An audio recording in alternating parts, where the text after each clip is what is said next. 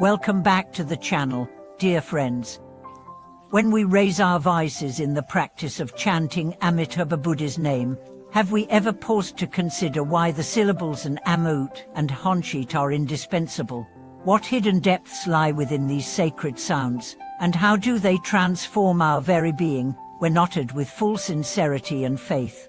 From the earliest days of Pure Land tradition, practitioners have bowed before the boundless compassion of Amitabha Buddha by chanting Namu Amitabha, or in Sanskrit, Namo Amitabhaya Buddhaya. At first glance, these words may appear to be mere formalities, ritual markers that designate our devotion. Yet embedded within an Namu and Honshi is a profound covenant between the seeker and the Buddha, a living bridge that connects the finite heart with the infinite light. To omit these syllables is not simply a deviation from custom, it is to sever the very thread of transformation that Pure Land practice weaves between vow and realization.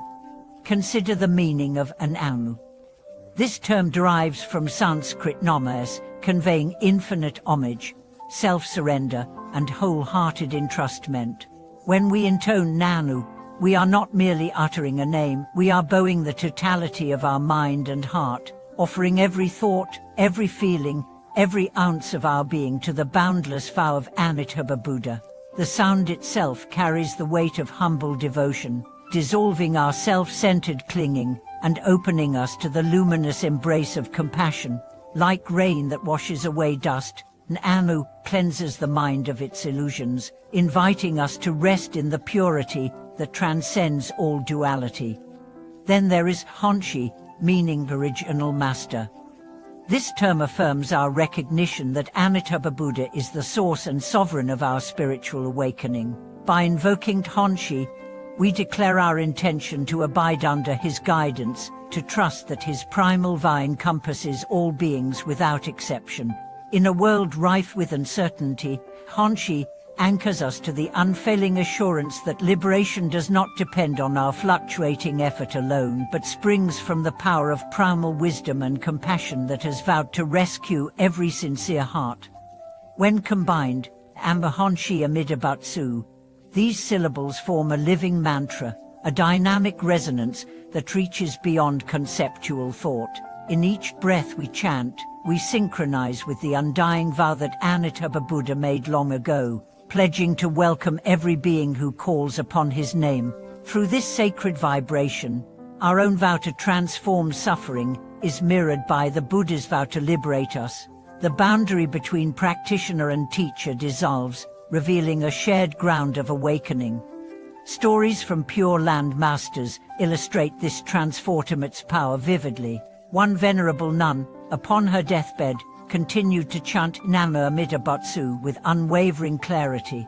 Those who witnessed her final moments described how each recitation seemed to illuminate her very features, until at the last breath her form dissolved into radiant light. It was as if the syllables themselves carried her across the threshold between birth and death, fulfilling the promise of the original vow. Another lay devotee, plagued by overwhelming fear during a perilous storm at sea, found his voice spontaneously repeating Namu Honshi Amitabha.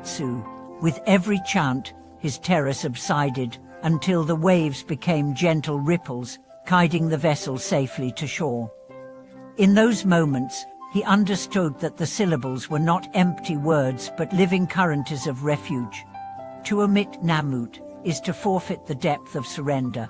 One might still repeat Amitabha and feel a sense of calm, but without Namu, the practice can drift toward a mere mechanical rhythm. The heart remains veiled by subtle pride. I am the one who chants, I am the one who attains. Similarly, to drop Honshi severs the connection to the primal source.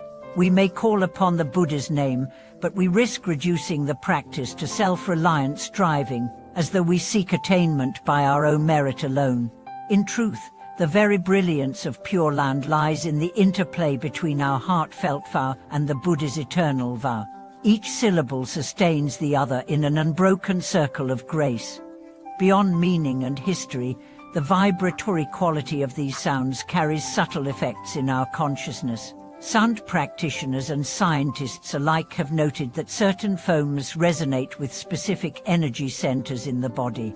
The nasal hum of a knot gently vibrates the cranial cavity, opening space for introspection. The shifting syllable, mood, releases tension in the throat, enabling free expression of devotion. Hon grounds us in the chest, stirring the warmth of compassionate resolve. Sheath lifts the spirit upward, aligning the mind with transcendent wisdom. When we chant with awareness of these resonances, the practice becomes a form of vibrational yoga, harmonizing body, speech, and mind in service of spiritual transformation. Yet the true power resides not in theoretical analysis but in lived experience.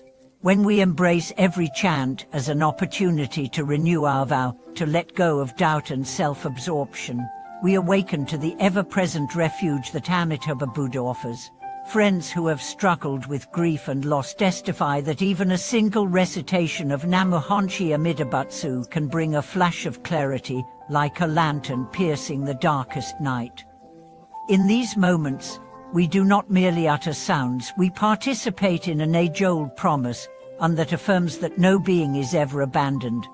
As you continue your practice, let the syllables guide you home. Chant with the fullness of your breath, the sincerity of your heart, and the unwavering trust in the original vow. Allow Namu to dissolve your ego, and Honshi to anchor you in boundless compassion. In every recitation, discover that your own vow to awaken is inseparable from the Buddha's vow to save. This is the living essence of Pure Land practice, a harmony of aspiration and assurance, of human yearning and divine grace. Thank you for watching this video.